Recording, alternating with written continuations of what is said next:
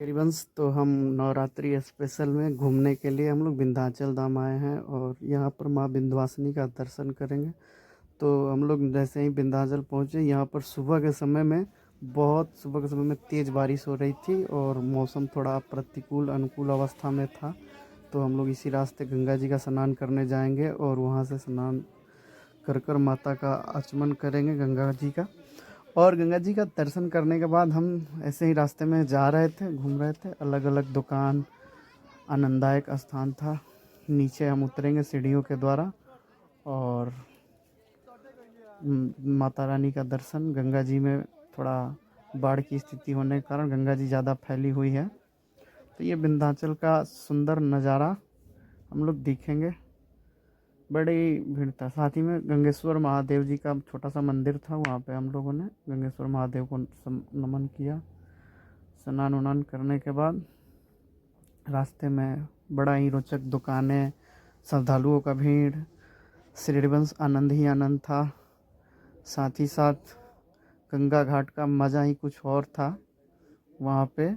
और साथ ही मौसम बहुत अच्छा बना हुआ था, अलग अलग स्थानों पर मिलना। फिर स्नान कर कर सीधे हम आए, तो आते समय एक छोटा सा माता का दर्शन हुआ, माता जी का दर्शन किया, नमन किया। साथ ही सीधे सीधे विंध्याचल की माता का प्रथम द्वार के द्वारा गेट पर श्रद्धालुओं की भीड़ और माता का नमन करके हम आगे बढ़ रहे थे। तो वहाँ पर देखने को ये मिला कि भक्त में उत्साह था और आनंददायक था। बारिश के चलते थोड़ा किचकिची मौसम, लेकिन फिर भी आनंद आ गया। श्रीवंश विंध्याचल धाम पर घूमने के लिए माता एक संत भगवान मिले, उनसे पूछा कि माता विंध्यवासिनी का क्या स्वरूप है।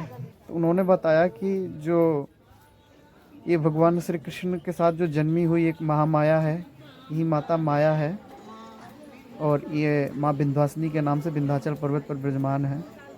ऐसा माना जाता है कि छत्तीसगढ़ और मध्य प्रदेश और उत्तर प्रदेश के कुछ क्षेत्रों के लोगों को ये कुल देवी भी है।